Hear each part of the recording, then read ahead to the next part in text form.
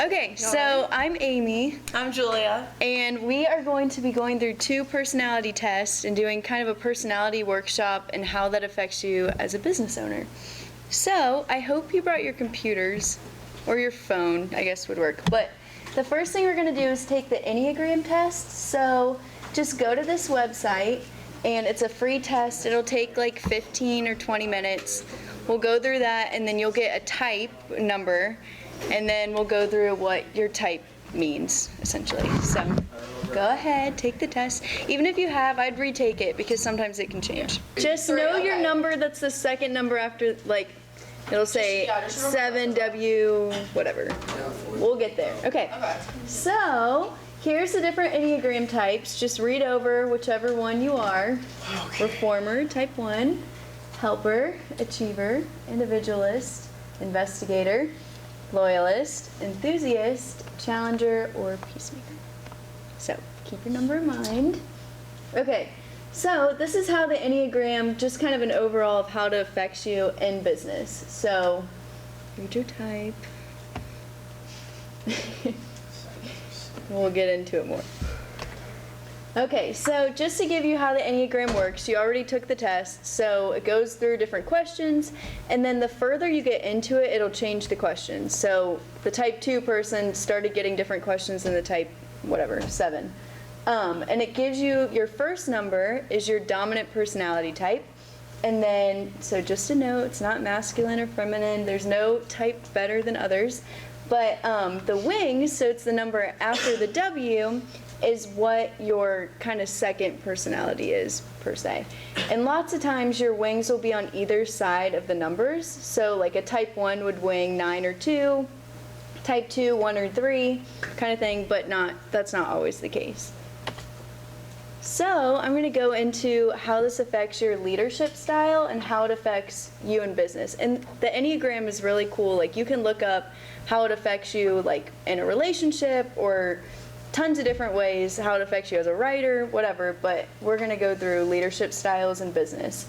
And it just kind of can help you go through your strengths and weaknesses, because a lot of the times when you start researching it, you'll see things and it's like, okay, that's so me, kind of thing. So it just helps you to assess your strengths and weaknesses and kind of can make you more aware of what tendencies you'll fall into.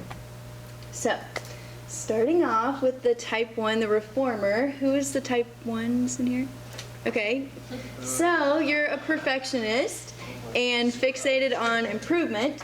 Your strengths are you lead through organization, consistency, attention to detail, responsibility. Weakness, sometimes maybe you could be inflexible, reactional, overly focused on detail. Sometimes maybe. And then just some tips would be to learn to delegate without hovering over others. So this is just like very broad, obviously. Maybe it doesn't apply to you, but type 1. Okay. Who is a type 2? Type 2. Okay, cool. So we have a bunch of type 2s. That's the helper, so you probably feel an inner desire to help others. And your strength is you're great at creating and maintaining relationships. You are typically excellent at motivating others, really positive, supportive. Weakness would be you tend to be overly relationally focused, and you have a hard time saying no or setting boundaries. And then just some tips for you would be to focus on the task equally with respects of like taking care of yourself, because that can be a tendency of type 2s, would be putting others before yourself. Okay, who's type 3 in here? Type 3, type 3, type 3, okay, cool. We have the achievers. So you are focused on success and external validation. Actually, a lot of entrepreneurs are type 3, that's very typical. So giving clear goals and being entrepreneurially spirited, high energy, can-do mentality. And sometimes maybe you might be too competitive, abrupt when stressed, overworking, time is money mentality. And then just some tips would be to focus on identifying yourself less with your work and more on who you are as a person. We have a 4. Nice. Okay, the individualist. So need to feel unique. That's not a super common one, so that's cool. But creative, lead through inspiration, comparison, and interpersonal connectedness. And weakness would be overemphasizing feelings, tendency to be too intense or moody. Type 5. Do we have a type 5 in here? No type 5s. Okay, so we'll just get through this. Also not very common. Type 6. Type 6. Okay, cool. The loyalist, so you might feel a conflict between trust and distrust. Lead through collaborating, creative problem solving, loyalty, and risk assessment. You may sometimes be afraid of taking risks, can tend to be too wary or cautious, protected thoughts and feelings, and a tip would be to ask fewer what ifs and more why nots. Type 7. Do we have a type 7? Type 7. Okay, so that's the enthusiast. So, seekers and planners, often distracted. I can attest to that for sure. So, strengths would be leading through innovation, high energy, enthusiasm, engagement, encouragement, your biggest cheerleader. Weaknesses would be impulsive and unfocused, rationalizing, avoiding difficult issues, lack of thorough follow-up, and scattered. I definitely feel like that sometimes. And then tips would be to talk less, listen more, and be more open to ideas of others. Oops. Do we have a type 8? Type 8, yep. The challenger, also popular entrepreneurship, entrepreneur type. So taking charge because they don't want to be controlled. Strength would be leading through strategic vision, understands importance of networking, honesty, boldness, and action driven. Weakness would be being controlled and demanding, agitated with slow pace or lack of action, and then tips would be learning to forgive and forget, and remember to value multiple approaches and perspectives. Okay, lastly, we had some 9s in here, right? 1 9. Okay, peacemaker. So keeping peace and harmony is probably important to you. Leading consensus, inclusiveness, consistency, reliability, respect for others, lack of assertiveness, conflict avoidant, and being indecisive could be your weakness, possibly. And tips would be to believe in yourself and what you have and what you have to offer as a leader, and sharing your viewpoints with others. Cool. Okay, so this is just a little graphic I found of what might make you feel good as your Enneagram type. So go through, read it. Maybe you feel like that, maybe not. So just a show of hands, do you feel like this applied to you, like when you were reading this? Because I definitely did. Yeah, okay. Cool. Okay, so I didn't just make this stuff up, obviously. I pulled this from the Enneagram and Business website, and if you are interested in learning more, I would take a picture. And basically, I went through and chose leadership on the little drop-down thing, but you can choose whatever you want, and it breaks it down by your type and what your strengths and weaknesses would be. So this would be a good, in teams, how you work, sales, whatever your interest is, this would be really useful for you possibly. And then the Enneagram Institute website, that is where we took the test, and they have a lot of great info too. Okay, next up. Sweet. Myers-Briggs. All right, so if you guys want to go to this link, it took me about 10 minutes, so hopefully it doesn't take quite long. You do have to make an account, right? Oh yeah, you'll have to enter in your email to get your results at the end. So it bases off of 4 different things. So the extroversion versus introversion, and then sensing versus intuition, and thinking versus feeling, and then judging versus perceiving. So kind of the origin of it. So they used to use it to determine people's war rules, to figure out where they would kind of best be at in the war. But then now a lot of people do that for their entry level careers, just to figure out where people would be best placed. And it definitely is the most popular personality test. I think Enneagram is coming up there though. But the 4 categories that are typically affected are your relationships, decision making, planning, and then productivity. So those are kind of the 4 things that people really like to look for whenever they're first hiring people, so they tend to use this. And then it's usually, I think it's better to see how people will work rather than leading. I know the Enneagram is very much on how you will lead. And then this one usually highlights how people approach their tasks. So the first one, E versus I, is extroversion versus introversion.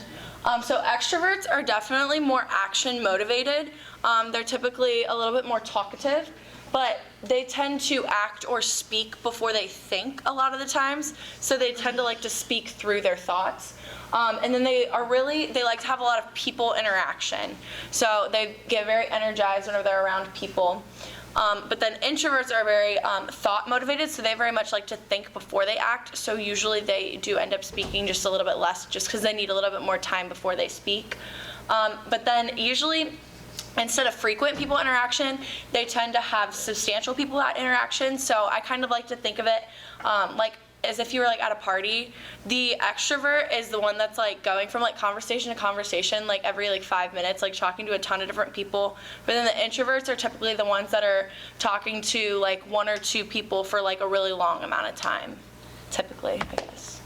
But then this is the best way to lead them. So if you're like working like in a group with an introvert versus an extrovert, extroverts really like their ideas to be heard. And like I said earlier, they really go through their thinking by speaking.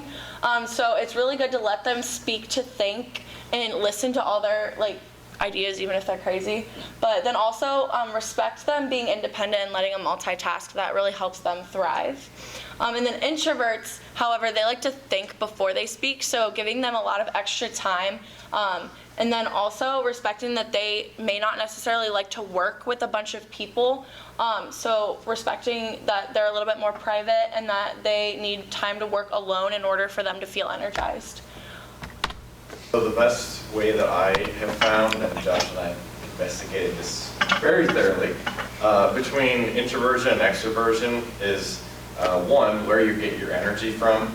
So when I'm in a group of people, like at a party or just in any kind of a social situation, it drains me to talk to people.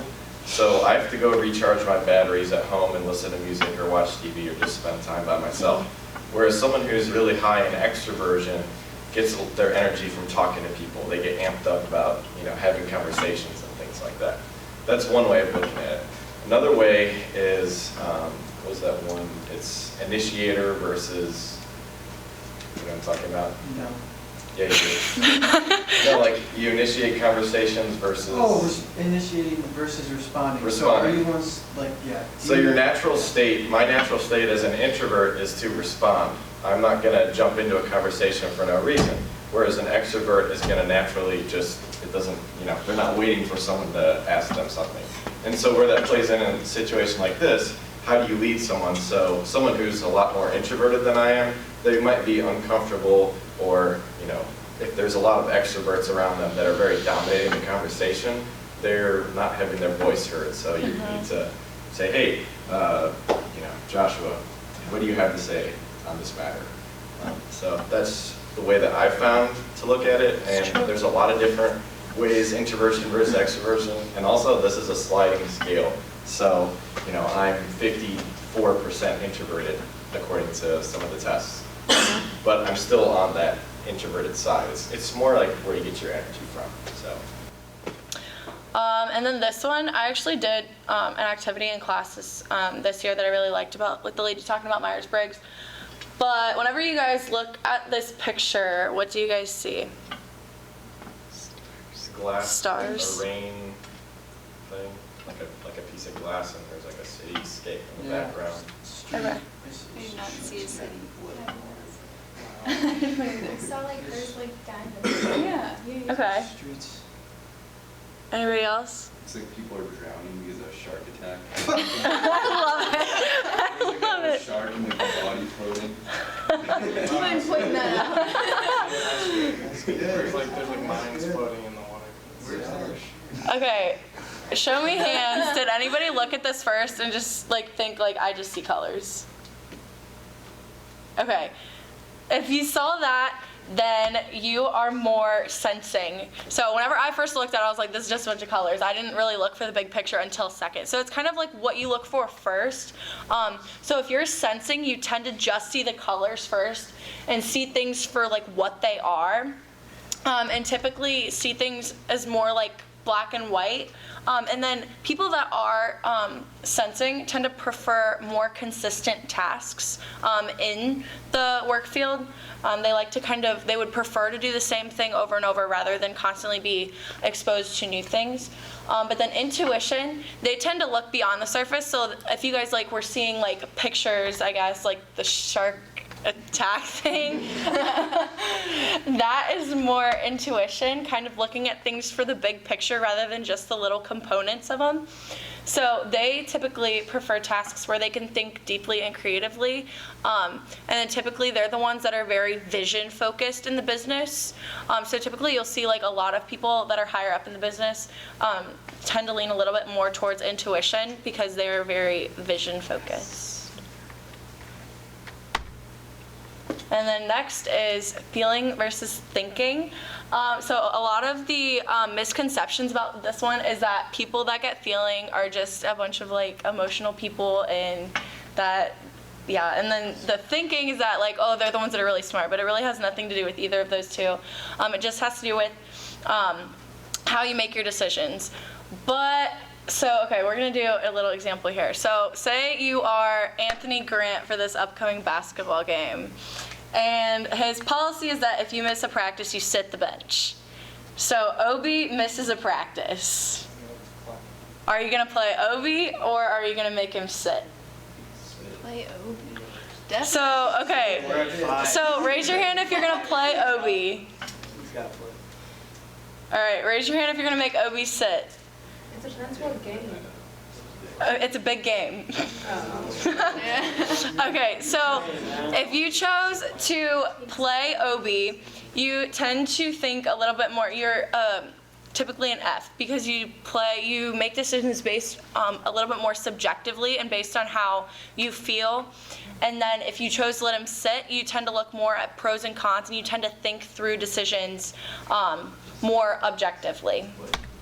So this little infographic was really good because so the blue right here is the thinkers. They tend to remove themselves from situations before they make a decision. So that typically means they can make it a little bit more objectively, and they can be a little bit more, they can use the impersonal criteria. But then people that make decisions based on how they feel, they tend to step into the situation and they tend to get a lot of opinions from the people around them and use empathy whenever they make their decisions, and they're very relationship focused. And then the last one was judging versus perceiving. Judging, people typically prefer to be a little bit more systematic, and then they usually like to do work before play. So they usually don't like whenever things interrupt their schedules, I guess. And then perceiving, they typically prefer a little bit less structure, so a little bit less commitment, so they can kind of do what they feel when. And then they usually prefer to alternate work and play. And kind of an example that I heard about this is if you're, I guess, doing laundry in your room because you had a chore list you wanted to get done. If a friend comes in and says hey, do you want to go get dinner? Somebody that is judging might find it a little bit harder to stop and go get dinner because it's not part of their plan. But then somebody that's perceiving would be all right, let's go. It is very much just on how much structure you like and how you feel about giving up that structure. So a good example about that is when working on an assignment, people that are a little bit more judging tend to like to get an early start, whereas the people who are perceiving are more comfortable with procrastinating just because of, I guess, their personality. But and then the judging people are the ones that I think of very methodical, to have their to-do lists and their schedules and everything planned to a T. And then the people that are perceiving tend to be a little bit more relaxed about things and just kind of go with the flow and very spontaneous. But I think that picture over there says a lot about the work before play and then the work and play intertwined. And then this one I thought could be really cool. I know it's kind of blurry up there, but it shows the correlations between your Enneagram type and then your Myers-Briggs type to see how much they correlate.